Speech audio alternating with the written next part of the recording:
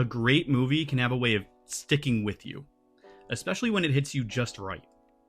Take a moment and think about the movies that did that for you. You got them? Put them in the comments and see if anyone else named the same ones as you. For me, some of those movies include Dead Poets Society, Good Will Hunting, and Logan. And after the recent passing of Val Kilmer, for sentimental reasons, I would add Batman Forever to that list, because that was the first superhero movie that I ever saw. I actually wasn't even supposed to see it. My parents took us all to see a different movie at a drive-in theater that to this day my dad still admits was a terrible movie. But he also admits that that night at 4 years old, almost 5, I was the smartest one in the car, because I crawled to the trunk and watched Batman Forever on the screen behind us instead. I still remember doing that. And last night I added one more film to that list. Dear Luke, Love Me. It's the first of its kind, the world's first full-length feature film to tell an asexual love story. I found out last week that it was showing at the Beloit International Film Festival, about an hour and a half drive from where I live. And today I want to tell you about what that experience meant for me. And on this journey, one more love unraveled. I finally learned to love me for me.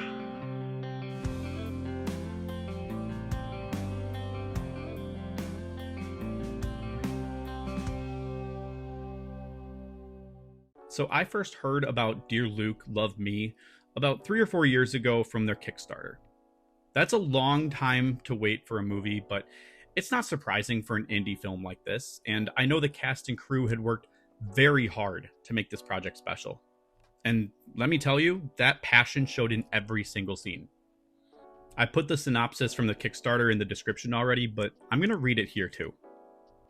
Truly a first of its kind, Dear Luke, Love Me is a heart-wrenching, punch-you-in-the-gut feature film that follows Penny and Luke from their college days into their 30s. We watch them become instant best friends, fall in love, become a romantic item, and break up, only to become instant best friends again. Their lives are intertwined in the stars, and neither of them could ever imagine an existence without each other. But as an aging Luke faces societal pressures to find a real girlfriend, the two soulmates struggle to maintain their bond alongside the new heteronormative relationship Luke tries to build with another woman. This film is a tragic look at how labels and societal norms can erase the importance of queer-platonic bonds, the nuance of asexuality, and non-heteronormative connections. For one thing, for me, the timing couldn't be more perfect. April 6th, tomorrow, after this video goes up, is International Asexuality Day, which also marks the anniversary of my coming out. So to see this movie just 2 days before that felt like a perfect way to celebrate that milestone, now that it's been a full 3 years since that day. So I thought I might do something to mark the occasion. I thought it might be cool to talk about going to see this movie in a video, but even when I walked into the theater, I wasn't sure if I would do that or maybe just make a post on Instagram to support the film and its cast and crew. But if anything, I figured I might come back and record something when I got home, which is why I didn't bring my microphone. But what I experienced moved me, and I didn't want to lose that raw reaction. So what you're about to see is about 2 minutes after leaving the theater, finding the first available seat out of sight to sit down that I could find and just give my unplanned gut reaction. I am at a film festival in Beloit, Wisconsin, where I just saw a movie that I've been waiting for a very, very long time called Dear Luke, Love Me. If you've been following social media in the asexual community, then you're probably already aware of this movie. And I've never had an experience like this of seeing not just one, but two characters who simultaneously said everything that has ever been in my brain, everything I've ever felt about my identity separately. Like one character was saying half of it, the other character was saying the other half. I am trying really hard to find the words right now, and I know that this is going to be looking very shaky. I didn't even plan to record my initial reactions right after, but I feel like I have to right now because this was so powerful for me. And the whole time I was kind of wondering how many other people in this room right now are having this experience like I am. Are they seeing themselves in this? Am I alone in this? Like I've felt like I've been alone for so long, or are other people having the same realizations as I am? Are there people who haven't had those realizations but are having them right now for the first time? Because so much of it was very validating for me. There were things in that film that are part of my identity that I've never heard mentioned, not in anything that I've read, not in any of Astad's videos or Rachel's or in Lynn's or in anyone. I've never read it in any articles, any books. Angela Chen never mentioned it. None of the creators or activists, Yasmin Benoit's never mentioned any of these certain things that for the first time were validated for me. You know the last time that I cried in a movie theater? Logan. Twice.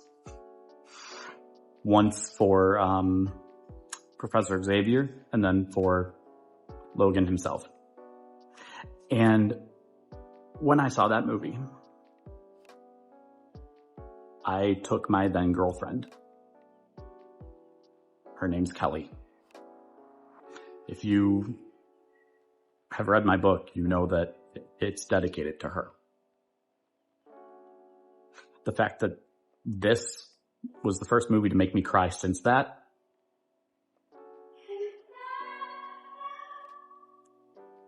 that feels right.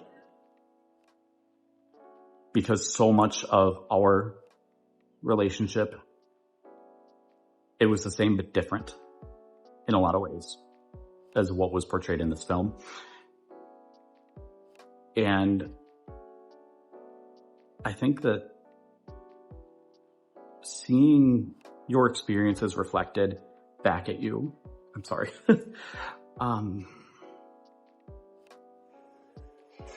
it's something everybody deserves to see. I'm still trying to collect myself, and I'll probably record the rest of this when I get home, probably record the intro when I get home, but I needed to say stuff about it because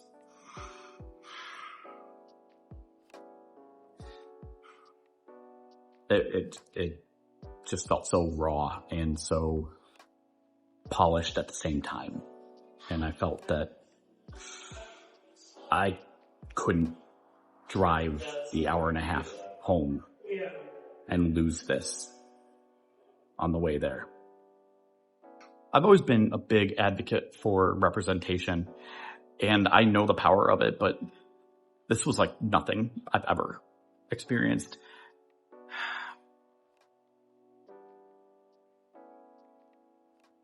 We need things like this.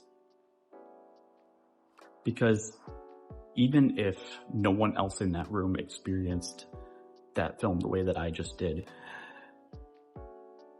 there's people who may have learned something new. There was someone sitting behind me who said something about how the guy in the movie, Luke, and I'm not trying to give any spoilers, I'm being very careful here,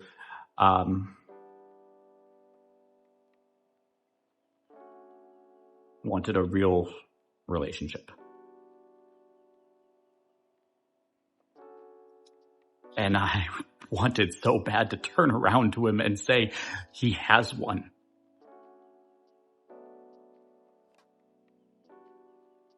if you want to know more about this movie, I am going to put the synopsis in the description of this video for you, because I think that it's something that a lot of you may want to look into. It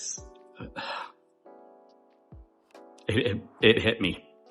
It really did. There were some things that I couldn't relate to. And I think that that's a good thing, because it is a spectrum. Asexuality is a spectrum, and there are so many different ways to experience it. Wow, hearing the word asexual on a film screen in a pretty crowded theater, being right in the middle, that's another thing I've never thought I'd experience, and that was powerful. It was very powerful.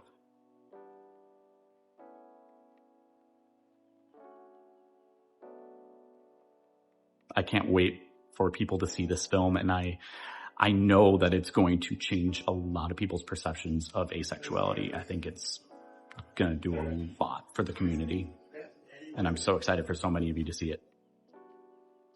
I knew this movie would be special, but I wasn't ready for how it would make me feel about myself. Watching Penny and Luke, it was different. I'm so used to romantic relationships on screen that seeing this was the relationship I want in my life. And for the first time ever, I was seeing a version of it in adulthood. I've often said that to me, the best platonic friends in media I'd ever seen, the best example or close to it of a queer platonic relationship, in my personal opinion, that I'd experienced, was the friendship between Haley and, ironically, Luke on the series One Tree Hill, especially in their first season. But as the series progressed and it started focusing on other relationships, the Luke and Haley relationship did feel less emphasized.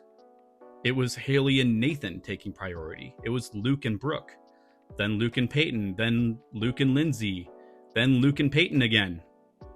At the end of season 4, the characters all graduated high school, and at the start of season 5, the show did a 4-year time jump, completely skipping over college apart from just a couple of fill-in flashbacks that were needed to make the narrative make sense. And by the time that the series did resume, that friendship was never quite as close as it was when they were in high school. Not only did Dear Luke, Love Me show how a queer platonic relationship could be so meaningful in the lives of the people in it, but it also filled in those gaps that the previous Luke missed the mark on in One Tree Hill. College and adulthood. Those are the years in my own life that I haven't been able to find that closeness again. Those are the years where I've been the hardest on myself. Especially college. The nights of going out with friends, them trying to encourage me to find someone, them doing so for themselves, while I stumbled home alone in the cold Wisconsin winter nights, looking for something I didn't have the right words for, but hating myself because it wasn't what I thought I should be after. Hating myself for not being normal. That word came up a lot in Dear Luke, Love Me. It reminded me that normal isn't always right. That I can open myself up to wanting things to look differently. That normal isn't the goal. Finding what fills your heart like nothing else can, that's the goal. In high school, I did have that. A couple of them are named in the acknowledgments of my book, Amanda and Mel. I still talk with them from time to time. Mel actually just texted me last night. But it's not like how it used to be. And that's no one's fault, it's just life. But there's others that were in that friend group back in high school who I didn't include in my acknowledgments. Because I feel I've lost them completely. And even saying their names, it's painful. But this film gave me hope. There was a lot that hit very close to home. Some of it really made me laugh out loud, and sometimes I could actually feel this pensive state come over me. But through the highs and lows, it made me feel. And to me, that's the sign of art that's truly special. After I recorded my initial reaction and took another minute or two to collect myself, I attended a short panel and a series of 11 queer short films for a sort of mini film festival within the larger film festival. I'll admit, I had a hard time getting into some of the more abstract films, so a few of them didn't really connect for me as well, but there are certainly strengths in each one. I'll put those short films in the description as well, so if you're interested in checking those out, please do so. For me personally, the standouts that I really enjoyed were Arthur Avenue, Don't Cry For Me All You Drag Queens, Red Wine, and Mecca Meraki. As a queer indie author myself, I can't express enough how important it is to support queer artists, especially in times like these. The love and the experiences you gain through their expressions are invaluable and worth protecting. And if you want to support my own artistry, my book, Limitless: Poetry of an Aromantic and Asexual Journey, is available right now, so be sure to check out the links in the description for where you can find your own copy. Dear Luke Love Me took me on a journey through a beautifully complex relationship. And my book takes you on one. From unaware teen into those confusing, lonely college years, to finding myself in my late 20s, to finally learning that love is possible. For me to love others and myself. So what movies did you put down in your own list? Put them in the comments if you haven't already done so. And don't forget to give this video a like, share it out, subscribe to my channel, and turn on notifications so you never miss another episode. And definitely look into Dear Luke Love Me and any of the short films that catch your eye in the description below. Thank you for being here as always. Remember to be good to yourself and be good to others. I'll see you in the next one.